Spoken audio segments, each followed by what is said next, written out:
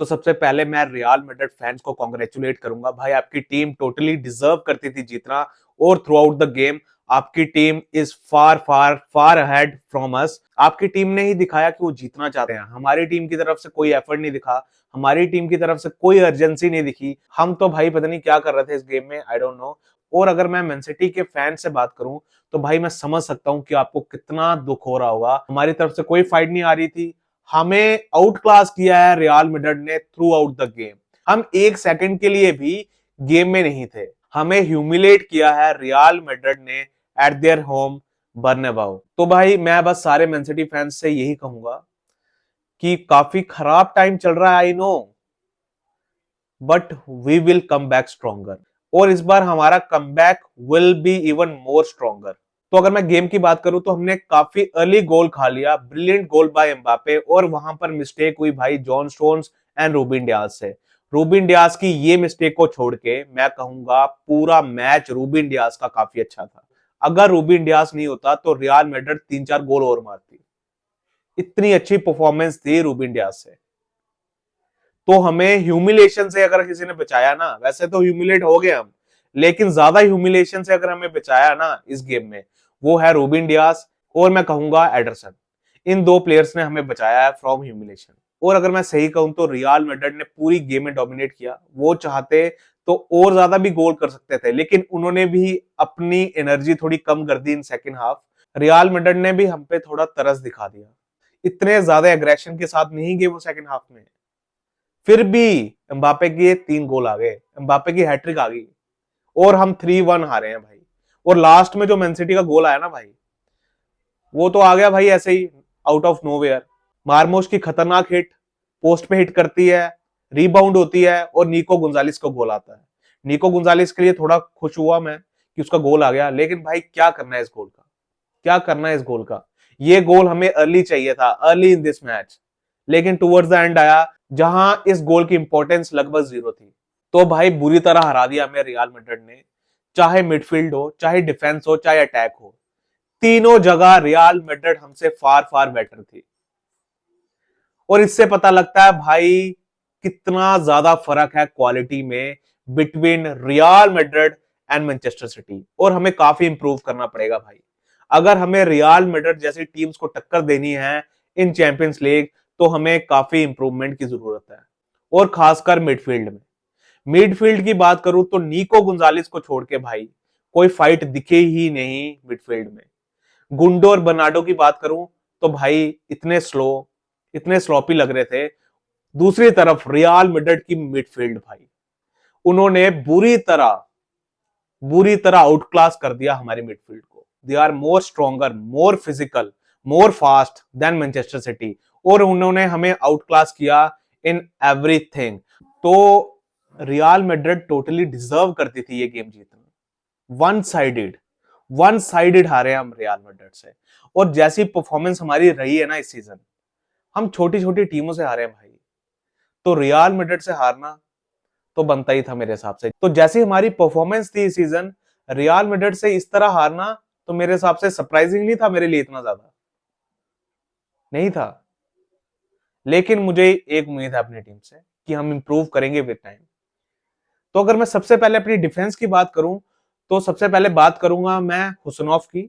हुसैनोफ as a right back खेल रहा था, और मैं कहूंगा भाई उसकी पहली game in champions league against real Madrid, तो उसकी तरफ से काफी अच्छी परफॉर्मेंस आई भाई।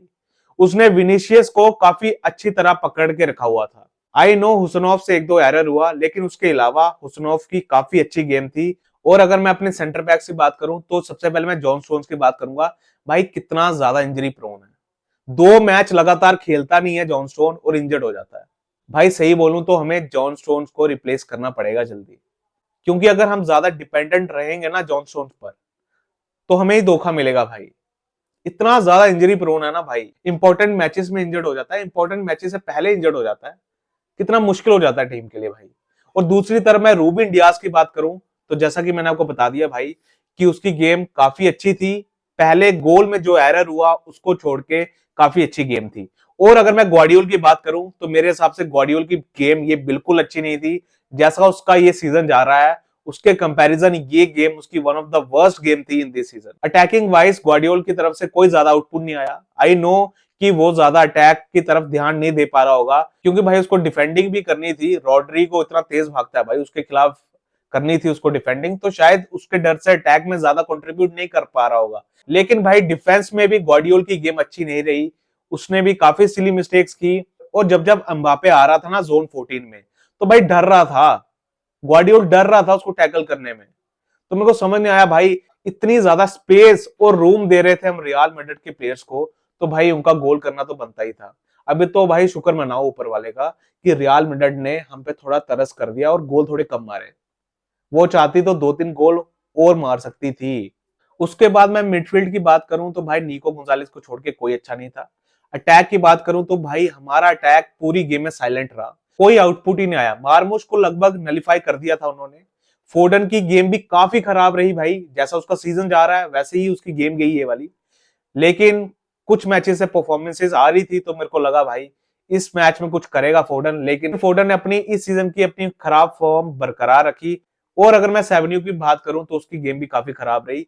फर्स्ट हाफ में तो समझ ही नहीं आ रहा था कि सेवेन्यू की पोजीशन क्या है भाई, सेंट्रली खेल रहा है सेवेन्यू, समझ ही नहीं आ रहा भाई।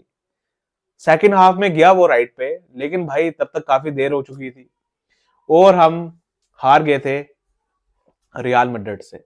तो भाई मेरे को पता है काफी बुरी तरह हारे हम रियल मैड्रिड से, और भाई ये हमारा कॉन्फिडेंस काफी लो करेगी। लेकिन भाई हमें आगे की तरफ देखना है और ये चीजें भूलनी पड़ेगी, क्योंकि अब हमें अपने रियलिस्टिक गोल देखने हैं। तो जैसी भाई फॉर्म चल रही है ना मैन सिटी की, तो हम चैंपियंस लीग से बाहर हो गए हैं, तो अब हमें हर तीसरे दिन मैन सिटी को नहीं देखना पड़ेगा भाई, स्ट्रगल करते हुए नहीं देखना पड़ेगा। अब हफ्ते में एक बार देखेंगे आराम से मैन सिटी को स्ट्रगल करते हुए, क्योंकि देखा नहीं जाता भाई। उम्मीद करते हैं भाई हम इस टीम से कि ये फाइट करेंगे, हमारी तरफ से फाइट ही नहीं आई भाई। हम हारे जीते वो अलग पॉइंट है भाई, फाइट देना तो बनती है। हमारे टीम के शोल्डर से डाउन हो गए थे जब हमने पहला गोल खाया, कोई अर्जेंसी नहीं थी हमारी तरफ से। ऐसा लग रहा था कि एक गोल की लीड हमें है जैसा हम खेल रहे थे। समझ नहीं आया भाई मैन सिटी का माइंडसेट कैसा था इस गेम से पहले, डर गए थे ऐसा लग रहा था भाई, डर गए थे। तो मैन सिटी का चैंपियंस लीग का सफर खत्म हो गया है, लेकिन अभी भी हम 2 टूर्नामेंट्स में लाइव हैं, premier league and FA cup. Premier league जीत तो हम नहीं सकते, लेकिन टॉप 4 की लड़ाई अभी भी हमारे हाथ में है।